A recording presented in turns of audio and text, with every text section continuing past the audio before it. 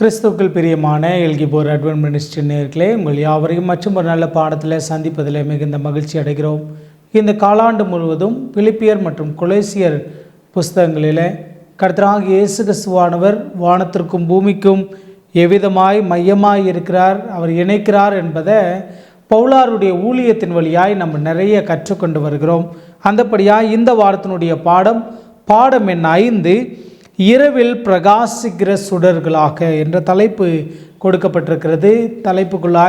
பாடத்துக்குள்ளாய் பிரவேசிக்கிறதுக்கு முன்பாக பரிசுத்த ஆவியானுடைய இடைப்படுதலுக்காய் நாம் தலைகளை தாழ்த்தி ஜெபம் செய்வோம். இரக்கத்தில் ஐஸ்வர்யமுள்ள எங்கள் பரலோகத்தின் அன்பு தகப்பனே, இந்த நல்ல காலை வேலைக்காய் நன்றி. பரலோகத்தினுடைய உன்னதமான கிருபையுள்ள கரங்கள் இன்னொரு ஓய்வு நாள் பாடத்தை நாங்கள் கற்றுக்கொள்ள கர்த்தர் உதவி செய்தீங்கள், அதற்காக ஸ்தோத்திரம். இந்த பாடத்தை நாங்கள் படிக்க போகிறோம்.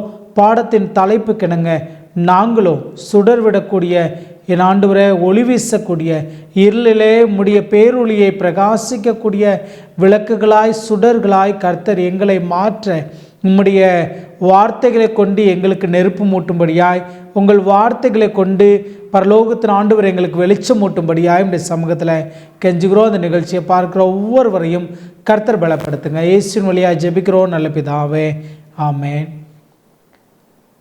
கிறிஸ்துவுக்குள் பிரியமானவர்களே, இரவில் பிரகாசிக்கிற சுடர்களாக ரொம்ப அழகான ஒரு தலைப்பு கொடுக்கப்பட்டிருக்கிறது. இந்த தலைப்பை நம்ம நிதானிக்கும் போது நிறைய நம்முடைய வேதாகமத்தினுடைய முன்னோடிகளை நம்ம கண்களுக்கு முன்னால் கொண்டு வரலாம். வேதாகமத்தினுடைய முன்னோடிகள் நிறைய பேர் தங்களுடைய கடினமான சூழ்நிலையிலோ தாங்கள் நெருக்கடியான நிலைமைகளை சந்தித்து கொண்டிருந்த சூழ்நிலையிலும் கூட அந்த இருளிலும் அவர்கள் பிரகாசிக்கிற ஒளிகளாய் அவர்கள் விளங்கினதை நம்ம வேதாகமத்தில் காண முடியும். ஒருவேளை அது தானியேலை எடுத்துக்கொண்டோம் என்று சொன்னால், கட்டளை பிறப்பிக்கப்பட்டு அதுக்கு கையெழுத்து வைக்கப்பட்டது என்று தெரிந்திருந்த போதிலும் தன்னுடைய மேலறையினுடைய எல்லாத்தையும் பலகணிகளை திறந்து தேவனை நோக்கி ஜெபித்ததை காண முடிகிறது. ஒருவேளை அக்கினி சூளை தங்களுக்கு கண்களுக்கு முன்னால் இருந்தாலோ, ராஜா மறுவாய்ப்பார்னாலோ, இல்லை நாங்கள் ஆராதிக்கிற தேவன் எங்களை தப்புவிக்க வல்லவராக இருக்கிறார், அப்படி தப்புவியலைன்னா கூட பரவாயில்ல, நிறுத்தின சிலையை வணங்க மாட்டோம். ஒருவேளை யோசேப்பை திருப்பினீங்கன்னா அங்கே போத்திபாருடைய மனைவி சைனிக்கும்படியாய் அவர்களை அழைத்தாலோ, இல்லை ஆண்டவருக்கு விரோதமாக நான் பாவம் செய்ய மாட்டேன், அதனால நான் என்ன அவமானங்களை சந்தித்தாலோ பரவாயில்ல என்று வஸ்திரங்கள் உரிக்கப்பட்ட நிலையில் ஓடி வந்த யோசேப்பை பார்க்கலாம். ஆபிரகாம் தன்னுடைய சொந்த தேசத்தை விட்டு ஆண்டவருடைய அழைப்பு கிணங்க ஆண்டவர் காட்டின தேசத்திற்கு கடந்து போனதை பார்க்கலாம். இப்படி வேதத்தினுடைய நம்முடைய முன்னோடிகளை எடுத்துக்கொண்டோம் என்று சொன்னால் அநேகர் இருளிலே பிரகாசிக்கிற சுடர்களாய் விளங்கினார்கள். இங்கே அழகாக சொல்லப்பட்டிருக்கிறது, நீங்கள் உலகத்திற்கு வெளிச்சமாய் இருக்கிறீர்கள், மலையின் மேல் இருக்கிற பட்டணம் மறைந்திருக்க மாட்டாது என்று மத்தேயு 5:14 கர்த்தராகிய இயேசு கிறிஸ்துவானவர் சொன்னார். நாம் எவ்வாறு அந்த வெளிச்சமாக இருக்கலாம்? இயேசுவுடன் இணைந்தால் மாத்திரமே இந்த உலகத்திற்கு நம்ம ஒளி வீசக்கூடியவர்களாக இருக்க முடியும். இப்போ ஒளி வீசக்கூடிய சுடர்களாகிய நாம் எந்த ஒளியை வீச வேண்டும் என்று சொன்னால், எல்லாரையும் பிரகாசிப்பிக்கிற பேரொளியாகிய கர்த்தராகிய இயேசு கிறிஸ்துவானுடைய ஒளியை பிரதிபலிக்கக்கூடிய சுடர்களாய், அவரிடத்திலிருந்து ஒளியை பெற்றுக்கொண்ட சுடர்களாய், கால்களுக்கு தீபமும் பாதைக்கு வெளிச்சமாய் இருக்கக்கூடிய அந்த வசனத்தை சுடர்விடக்கூடியவர்களா நீங்களும் நானும் இருக்க வேண்டும். அதை குறித்து இந்த வார பாடத்தில் நம்ம படிக்க போகிறோம். ஒரு சில பவுலாருடைய நாட்களில் இருந்த ஒரு சில முன்னோடிகளை குறித்தும் கூட இந்த நாளில் நம்ம படிக்க இருக்கிறோம். இந்த வார பாடத்தினுடைய மனன வசனம் பிலிப்பியர் 2வது அதிகாரம் 14-15 வசனம். ஜீவ வசனத்தை பிடித்து கொண்டு உலகத்தில் சுடர்களைப் போல பிரகாசிக்கிற நீங்கள் கோணலும் மாறுபாடான சந்ததியின் நடுவில் குற்றமற்றவர்களும் கபடற்றவர்களும் தேவனுடைய மாசற்ற பிள்ளைகளுமாய் இருக்கும்படி எல்லாவற்றையும் முறுமுறுப்பில்லாமலும் தர்க்கிப்பில்லாமலும் செய்யுங்கள். இப்போ பவுல் அழகாக இந்த வார்த்தையை சொல்லுகிறார். ஜீவ வசனத்தை பிடித்து கொண்டு உலகிலே சுடர்களைப் போல பிரகாசிக்கிற நீங்கள் இப்போ சுடர்களாய் பிரகாசிக்கக்கூடிய நாம எப்படிப்பட்ட சுடர்களாக இருக்க வேண்டும், நம்மளிடத்துல என்ன ஒளி இருக்க வேண்டும் என்று சொன்னால் ஜீவ வசனத்தை பிடித்து கொண்டு. நம்மகிட்ட இருக்க வேண்டிய ஒளி ஜீவ வசனம், நம்முடைய கரங்களில் இருக்க வேண்டிய அந்த வெளிச்சம் கர்த்தராகிய ஆண்டவர் இடத்திலிருந்து நமக்கு கிடைக்க பெறக்கூடிய வெளிச்சம்.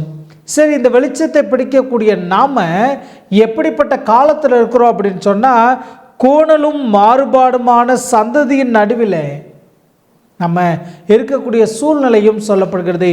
கோணலும் மாறுபாடுமான சந்ததி, ஆனால் அதன் நடுவில் குற்றமற்றவர்களும் கபடற்றவர்களும் தேவனுக்கு மாசற்ற பிள்ளைகளுமாய் எல்லாவற்றையும் முறுமுறுப்பில்லாமல் தர்க்கிப்பில்லாமல் செய்ய வேண்டுமா? முறுமுறுப்பில்லாமல் தர்க்கிப்பில்லாமல் கபடற்றவர்களா உத்தமர்களா நீங்களும் நானும் செயல்பட வேண்டும். அதுதான் இரவிலே பிரகாசிக்கக்கூடிய சுடர்களாய் நம்மை மாற்றும். ஞாயிற்றுக்கிழமை பாடத்துக்கு நம்ம திருப்பணம் என்று சொன்னால், தேவன் உள்ளே செய்வதை வெளியே செய்கிறோம். இங்கே அழகா அந்த ஆசிரியர் ஒரு ஒரு ஒரு தலைப்பை கொடுத்திருக்கிறார். இந்த தலைப்பை நான் வாசித்த மாத்திரத்தில் எனக்கு நினைவுக்கு வந்தது ஞானஸ்நானத்தை குறித்ததான ஒரு வாசகம் ஒன்று சொல்லப்படும்.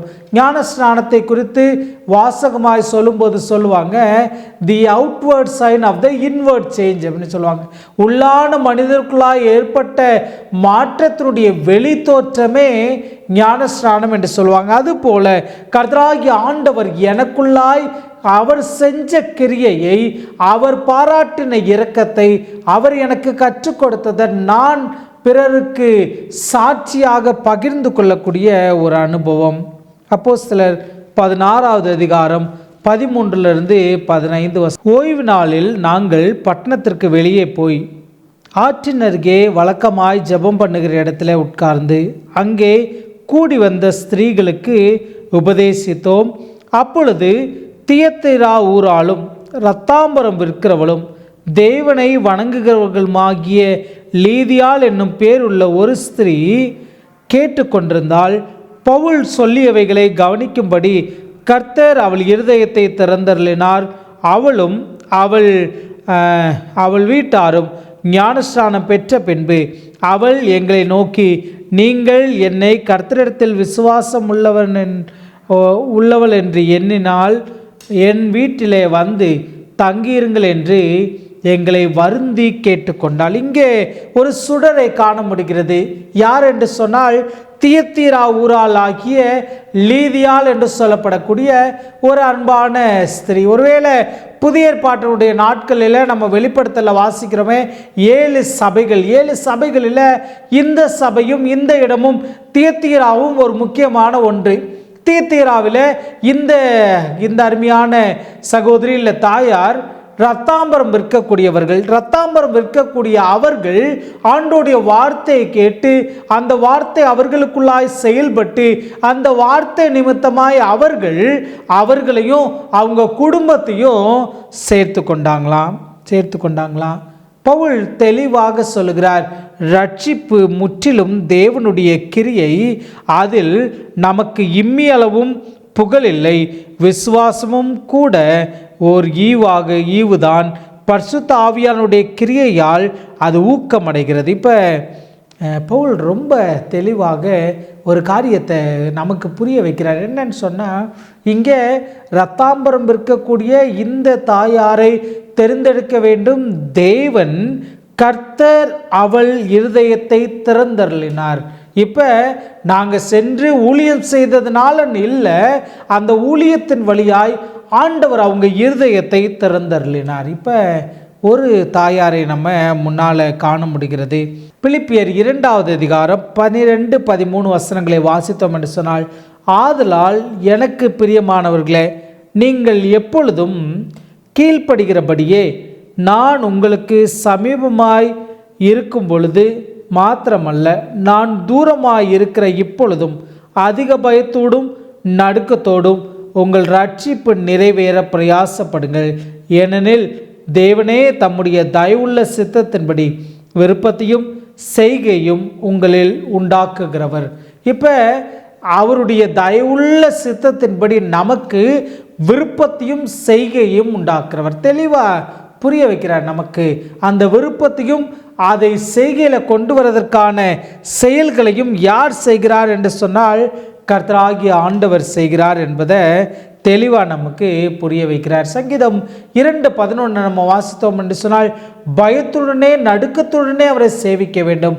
இந்த பயம், இந்த நடுக்கம் என்பது ஏதோ பார்க்கக்கூடாததை பார்த்து பயந்து நடுங்குவது அல்ல, தேவனோடத்தில் பயபக்தியோடு அவரை கிட்டி சேருவது. திங்கட்கிழமை பாடத்திற்கு திருப்பணும் என்று சொன்னால், இருண்ட உலகத்தில் வெளிச்சம், திருச்சபையின் ஒற்றுமை, கிறிஸ்துவுடனான ஐக்கியத்தாலும் அவருடைய வார்த்தைக்கு கீழ்ப்படுதலாலும் வருகிற இணை பொருள், அது நம் சாட்சிக்கு இன்றியமையாதது. அதையே உலகத்தில் சுடர்களைப் போல பிரகாசிங்கள் என்று பவுல் சுட்டி காட்டுகிறார். பவுல் சுட்டி காட்டுகிற அழகான வார்த்தை. இந்த பாடத்தினுடைய தலைப்பை இங்கே நம்ம வைத்து பார்க்க போகிறோம். நகரத்தினுடைய மின்விளக்குகள், தெருவிளக்குகள், நிலா வெளிச்சம், இதன் நடுவில் நம்ம எதை காண முடியும் என்று சொன்னால் நட்சத்திரங்களை காண முடியும்.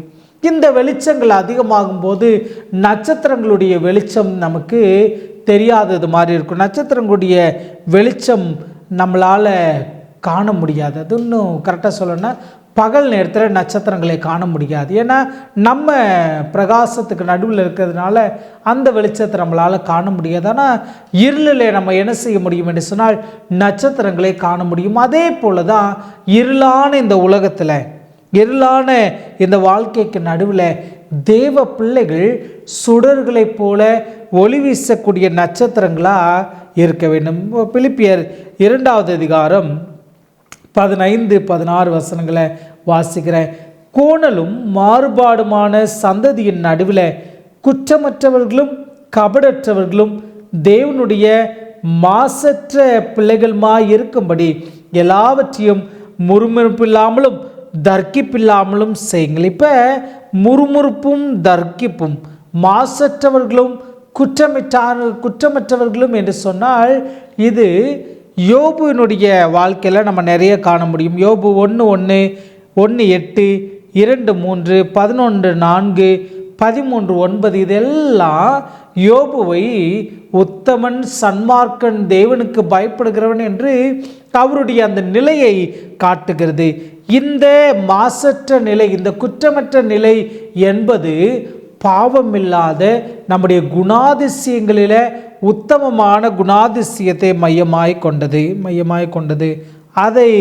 அதை நம்ம பெற்றுக்கொள்ள வேண்டும். புறாக்களைப் போல பேதைகளாயிருங்கள் அப்படின்னு சொல்லி சொல்கிறார். புறாக்களைப் போல கபடற்றவர்களா. அடுத்த பாடத்தில் அதுதான் நம்ம பார்க்க போகிறோம். கபடற்றவர்களா. புதன்கிழமை பாடத்தில் உத்தம குணம் படைத்தவர்களாக இருக்கணும். இந்த குணங்கள் தான் இருளில் நம்மை பிரகாசிக்கக்கூடிய சுடர்களாய் மாற்ற முடியும். செவ்வாய்க்கிழமை பாடத்திற்கு திருப்பணும் என்று சொன்னால் ஜீவ பலி என்று தலைப்பு கொடுக்கப்பட்டிருக்கிறது. மேலும் உங்கள் விசுவாசமாகிய பலியின் மேல் ஊழியத்தின் மேலும் நான் வார்க்கப்பட்டு போனாலும் நான் மகிழ்ந்து உங்கள் அனைவரோடும் கூட சந்தோஷப்படுவேன். இப்போ பவுலுடைய அழகான வார்த்தை, பானபலியாய் அவர் ஊற்றப்படுகிறாராம். பானபலி என்பது அந்த நாட்களில் திரவ பொருட்களை, எண்ணெயை, திராட்சரசத்தை, தண்ணீர் போன்ற திரவ பலிகளை கொண்டு வந்து தேவனுடைய சமூகத்தில் ஊற்றினாங்க. ஆதியாகமம் 35:4 பார்க்க முடியும். யாத்ராகமம் 29:40 பார்க்க முடியும். விலையுயர்ந்த அதை ஆண்டவர் கொண்டு வந்து கொடுக்கிறது. நலதம் என்னும் விலையுயர்ந்த தைலத்தை மரியாள் கொண்டு வந்து தலையிலும் அவருடைய பாதத்திலும் ஊற்றுகிறதை நம்ம காண முடிகிறது. மகத்தான காணிக்கையா கர்த்தராகிய ஆண்டவர் மரியாள் ஊற்றின இந்த விஷயத்தை சொல்லும்போது சொல்வார், இவள் என்னுடைய மரண நாளுக்காய் வைத்திருந்ததை இன்னைக்கு கொண்டு வந்து ஊற்றினார். சுவிசேஷம் அறிவிக்கப்படும் நாளெல்லாம் இவள் செய்தது சாட்சியாக சொல்லப்படும் என்று சொல்லுகிறார். ஜீவ பலியாக, பான பலியாக ஊற்றப்படுவது. பானபலியாய் ஊற்றப்படக்கூடிய இந்த பானபலி எப்பொழுதுமே பலியோடு சேர்ந்து தான், பிற பலிகளோடு சேர்ந்து தான் ஊற்றப்படுமே தவிர அது மாத்திரம் கொடுக்கப்படாது. அப்போ நம்மகிட்ட என்ன எதிர்பார்க்கிறார் என்று சொன்னால், நம்மை பானபலியாய் ஊற்றி போடுவதையும் எதிர்பார்க்கிறார். அதே நேரத்தில் நம்முடைய கிரியைகள், நம்முடைய செய்கைகள், நம்முடைய சாட்சிகளையும் ஆண்டவர் நம்மளிடத்தில் எதிர்பார்க்கிறார். சுவிசேஷத்தை அறிவிக்கிற பணியில் தான் கொல்லப்பட்டால் என் வாழ்க்கை தேவனுக்கு ஒரு பலியாக வார்க்கப்படும் என்று பவுல் மகிழ்ந்தார். பானபலியானது தனியாக அல்ல, மற்ற பலிகளுடன் சேர்ந்துதான் செலுத்தப்படும். இப்போ அப்படி ஜீவ பலியாய் ஒப்பு கொடுக்கப்பட வேண்டும். ரோமர் 12:1 வாசித்தோம் என்று சொன்னால், உங்களை ஜீவ பலிகளாய் ஒப்பு கொடுப்பதே நீங்கள் செய்யத்தக்க புத்தியுள்ள ஆராதனை என்று சொல்லியிருக்கிறது.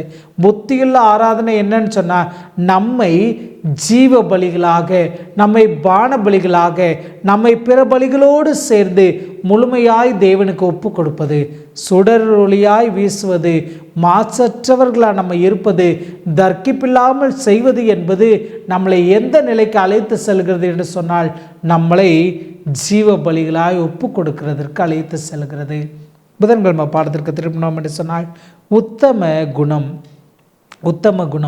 இங்கே பவுல் தீமோத்தேயுவை குறித்து எழுதும்போது அவரை குறித்து நிறைய விளக்கங்களை கொடுத்து அவரிடத்தில் இருக்கக்கூடிய நல்ல குணாதிசயங்களை புகழ்ந்து எழுதுகிறார். பிலிப்பியர் 2:22 வாசித்தோம் என்று சொன்னால், தகப்பனுக்கு பிள்ளை ஊழியம் செய்கிறது போல அவன் என்னுடனே சுவிசேஷத்த நிமித்தம் ஊழியம் செய்தான் என்று அவனுடைய உத்தம குணத்தை அறிந்திருக்கிறீர்கள். இப்போ அவரிடத்துல என்ன இருந்ததா? உத்தம குணம் இருந்ததா? உத்தம குணம் உள்ளவன் என்று சொல்லி பவுல் ரொம்ப அழகாக அவரை எழுதுகிறார். தொடர்ந்து நான் வாசிக்கிறேன். ஆகையால் என் காரியங்கள் இன்ன பிரகாரம் நடக்கும் என்று நான் அறிந்த உடனே அவனை அனுப்பலாம் என்று நினைத்திருக்கிறேன். அன்றியும் நானே சீக்கிரத்தில் வரவேண்டும் என்று கர்த்தருக்குள் நம்பிக்கையாயிருக்கிறேன். உத்தம குணம் உள்ளவன். சரி, உத்தம குணம் நம்மை பார்த்து ஆண்டவர் இந்த உத்தம குணத்தை சொல்வாரா? ஒரு நபரை பார்த்து கர்த்தராகிய இயேசு கிறிஸ்துவான சொல்கிறாரு, நாத்தான்வேலை பார்த்து உத்தம இஸ்ரவேலன், கபடற்ற உத்தம இஸ்ரவேலன் என்று சொல்றார். பவுல் இந்த உத்தம என்ற வார்த்தையை நிறைய பேருக்கு பயன்படுத்துகிறார். உத்தம விதவைகள் என்று சொல்லி, ஊழியத்தில் உதவியாக இருந்த கைம்பெண்களை உத்தம விதவைகள் என்று சொல்லுகிறார். உத்தம குமாரன் தீத்து என்று சொல்லி எழுதுகிறார். இந்த தீமோத்தேயுவையும் உத்தம குமாரன் தீமோத்தேயு என்று சொல்லி எழுதுகிறார். எனக்கு அன்பான தெய்வ பிள்ளைகளே, நம்மளிடத்தில் அப்படிப்பட்ட நற்பண்புகள் இருக்கிறதா? நம்மையும் பரலோகம் உத்தமர்கள் என்று சொல்லி அழைக்கக்கூடுமா? இருளில் பிரகாசிக்கக்கூடிய சுடராய் இந்த தீமோத்தேயு பவுலுக்கு உடன் ஊழியக்காரனாய் உத்தம குணம் படைத்தவனாக இருக்கிறான். இருளில் வாழக்கூடிய நீங்களும் நானும், கடைசி காலத்தில் இருக்கக்கூடிய நீங்களும் நானும் அதன் பிரகாரம் வாழ்கிறோமா? வேதத்தின்படி நடக்கிற உத்தம மார்க்கத்தான் என்று சொல்லி சொல்கிறது. வேதத்தின்படி நடக்கிறவர்கள் தான் உத்தமர்கள், உத்தம மார்க்கத்தார்கள் என்று சொல்லி சொல்லப்படுகிறது. வியாழக்கிழமை பாடத்திற்கு திருப்பினோம் என்று சொன்னால், இப்படிப்பட்டவர்களை கனமாய் எண்ணுங்கள். இப்போ இப்படி சுடர்களாய் பிரகாசிக்கக்கூடியவங்களை கனம் பெற்றவர்கள் என்று சொல்லி பவுல் முன்வைக்கிறார். இப்போ எப்பாப்பிரா தீத்துவை குறித்து எழுதுகிறார். அவருக்கு நிருபங்களை எழுதி அனுப்புகிறார். அவர் எனக்கு சேவகனாக இருந்தான் என்று சொல்லி அவரை குறித்து சொல்கிறது. பிலிப்பியர் 2:25 மேலும் என் சகோதரனும் உடன் வேலையாளும் உடன் சேவகனும் உங்கள் ஸ்தானாபதியும் என் குறைச்சலுக்கு உதவி செய்கிறவனுமான எப்பாப்பிரா தீத்துவை உங்களிடத்தில் அனுப்ப வேண்டும் என்று எண்ணினேன். அவன் உங்கள் எல்லார் மேலும் வாஞ்சையுள்ளவனும் தான் வியாதிப்பட்டதை நீங்கள் கேள்விப்பட்டதினாலே மிகவும் வியாகுலப்படுகிறவனுமாயிருந்தான். அவன் வியாதிப்பட்டு மரணத்திற்கு சமீபமாயிருந்தது மெய்தான். ஆகிலும் தேவன் அவனுக்கு இறங்கினார். அவனுக்கு இறங்கினதும் அல்லாமல் துக்கத்தின் மேல் துக்கம் எனக்கு உண்டாகாதபடிக்கு எனக்கும் இறங்கினார். ஆகையால் நீங்கள் அவனை மறுபடியும் கண்டு சந்தோஷப்படவும் என் துக்கம் குறையவும் அவனை அதிசீக்கிரமாய் அனுப்புகிறேன் என்று சொல்லி சொல்கிறார். இப்போ இந்த தீமத்தை, இந்த எப்பாப்ரா தீத்துவை குறித்து சூப்பராக ஒரு வார்த்தை சொல்கிறார். அவர் ஊழியத்தின் பாதையில் தன்னுடைய குறைச்சல் தெரிஞ்சிடக்கூடாது, தன்னுடைய பலவீனம் தெரிஞ்சிருக்கக்கூடாது என்று சொல்லி பலவீனம் தெரிந்ததை குறித்து கொஞ்சம் கவலைப்படுறாரு. ஆனால் பலப்பட்டு உங்களை சந்திக்க அவர் வருவார் என்று சொல்லி கர்த்தருக்குள்ளாய் நம்புகிறார் பவுல். இதில் இன்னும் அழகாக சொல்லணும்னா 30வது வசனம், ஏனெனில் நீங்கள் எனக்கு செய்ய வேண்டிய ஊழியத்தில் உங்கள் குறைவை நிறைவாக்கும்படி அவன் தன் பிராணனையும் எண்ணாமல் கிறிஸ்துவின் ஊழியத்து நிமித்தம் மரணத்திற்கு சமீபமாயிருந்தான். இப்போ ஊழியத்து நிமித்தம் மரணத்திற்கு சமீபமான ஒரு மனுஷனா, இருளில் பிரகாசிக்கக்கூடிய சுடர்களாய். எனக்கு அன்பான தேவ பிள்ளைகளே, உங்களுக்கும் எனக்கும் ஊழியத்துக்கு தடையாய், உங்களுக்கும் எனக்கும் ஆண்டவருக்கு சாட்சியாய் வாழ்வதற்கு எது தடையாய் இருக்கிறது? பவுல் அழகாக சொன்னாரே, கிறிஸ்துவின் அன்பை விட்டு என்னை பிரிப்பது எது? பிரிப்பவன் யார்? எந்த சூழ்நிலை ஏற்பட்டாலும், என்ன நிலைமை ஏற்பட்டால். இங்கே ஒரு ஒரு ஒரு ஒரு பயங்கரமான ஒரு சாட்சியை பவுல் எழுதுகிறார். அவன் 27வது வசனம் வாசிக்கிற, அவன் வியாதிப்பட்டு மரணத்திற்கு சமீபமாக இருந்தது மெய்தான், ஆகிலும் தேவன் அவனுக்கு இறங்கினார். அவனுக்கு இறங்கினதும் அல்லாமல் துக்கத்தின் மேல் துக்கம் எனக்கு உண்டாகாதபடிக்கு எனக்கும் இறங்கினார். இப்போ இந்த எப்பாப்ரா தீத்துவை ஆண்டவர் மரணத்திற்கு சமீபமான அவரை ஜீவனை மறுபடியும் கொடுத்து ஊழியம் செய்ய வைத்து, ஊழியத்து நிமித்தமாய் மரணத்திற்கு சமீபமாக போகிற அளவுக்கு ஒரு பக்தி வைராக்கியத்தை கொடுத்தார். எனக்கு அன்பான தேவ பிள்ளைகளே, ஒருவேளை வேதம் நம்முடைய முற்பிதாக்களுடைய வரலாற்றை, முற்பிதாக்களுடைய சாட்சிகளை, முற்பிதாக்களுடைய வாழ்க்கையை எழுதி வைத்திருக்கிறது, அவர்களுடைய ஊழியங்களை எழுதி வைத்திருக்கிறது. என்றைக்கோ வாழ்ந்த எப்பாப்ரா தீத்துவை குறித்து இந்த நாளில் நம்ம படிக்கிறோம். ஒருவேளை ஆண்டவருக்காய் நீங்கள் வாழக்கூடிய உங்கள் வாழ்க்கை, என் வாழ்க்கை, என்னுடைய பலவீனத்துக்கு நடுவில் நான் எவ்வளோ ஆண்டவருக்காய் இருக்கிறேன், இல்லை உங்கள் பலவீனத்துக்கு நடுவில் நீங்கள் எவ்வளோ பக்தி வைராக்கியமாக இருக்கிறீங்க என்பது ஒருவேளை புஸ்தகங்களில் இந்த உலகத்தில் எழுதப்பட்டு ஒருத்தருக்கொருத்தர் பகிர்ந்து கொள்ளப்படாமல் போயிடலாம். ஆனால் பரலோகத்தின் ஆண்டவர் ஒரு நாள் இல்லை, நம்ம அவரை சந்திக்கும் போது நம்மளுடைய அத்தனை சாட்சிகளையும் நமக்கு சொல்ல போகிறார். அத்தனை சாட்சிகளையும் அவர் மூலமாக நம்ம கேட்க போகிறோம். எனக்கு ஒரு ஊழியம் செய்தால் என் பிதா அவனை கனப்படுத்துவார் என்று வேதம் சொல்லியிருக்கிறதே, அந்த பிதா கனப்படுத்துகிற அந்த பொழுதில் நிச்சயமாய் நான் விசுவாசிக்கிறேன், நான் ஆண்டவருக்காக என்னெல்லாம் ஓட்டத்தை ஓடினேன், எவ்வளோ இருளில் நான் சுடர்களாய் ஒளி வீசினேன் என்பதை ஆண்டவர் வெட்ட வெளிச்சமாக்கி காட்டப்போகிறார். அந்த நாளில் நீங்களும் அடியனோடு இருக்க வேண்டும், அடியேனும் உங்களோடு கூட இருக்க வேண்டும். நாமெல்லாம் ஆண்டவர் சமூகத்தில் சுடர்களாய் நிற்க வேண்டும் என்பது தான் அடியனுடைய வாஞ்சை. ஜெபசோடு கூட நம்ம இந்த பாடத்தை நிறைவு செய்யலாம். இரக்கத்தில் ஐஸ்வர்யமுள்ள எங்கள் பரலோகத்தின் அன்பு தகப்பனே, நன்றி ஆண்டவரே, கற்றுக்கொண்ட இந்த பாடத்திற்காய் நன்றி. நாங்களும் பிரகாசிக்கக்கூடிய சுடர்களாய் மாறுவதற்கு கர்த்தர் எங்களுக்குள்ளாயும் அப்படிப்பட்ட பக்தி வைராக்கியத்தை கர்த்தர் நீர் அருளும்படியாய் நம்முடைய சமூகத்தில் கெஞ்சுகிறோம். இந்த நிகழ்ச்சியை காணக்கூடிய ஒவ்வொருவரையும் கர்த்தர் ஆசீர்வதிங்க, பலப்படுத்துங்க. இந்த தொழில்நுட்ப இடையூறுகளை ஏற்படாதபடிக்கு பாதுகாத்து கொள்ளுங்கள். கிறிஸ்து இயேசுவின் வழியாய் வருகிறோம். எங்கள் ஜெபம் கேளும் ஜீவனுள்ள நல்ல பிதாவே, ஆமேன். நேர்களே, இந்த நாளினுடைய பாடம் உங்களுக்கு பிரயோஜனமாக இருந்திருக்கும் என்று கர்த்தருக்குள்ளாய் நம்புகிறேன். இது வல்லமையுள்ள தேவனுடைய ஊழிய பணியில் எல்கிபோர் அட்வென்ட் மினிஸ்ட்ரீஸ். தொடர்ந்து எங்களோடு கூட இணைந்திருங்கள். கேள்விகள் சந்தேகம் இருந்தது என்று சொன்னால் கமெண்ட் செக்ஷனில் தெரியப்படுத்துங்க. தேவன் தாமே உங்களை என்னையும் ஆசீர்வதிப்பாராக. ஆமென்.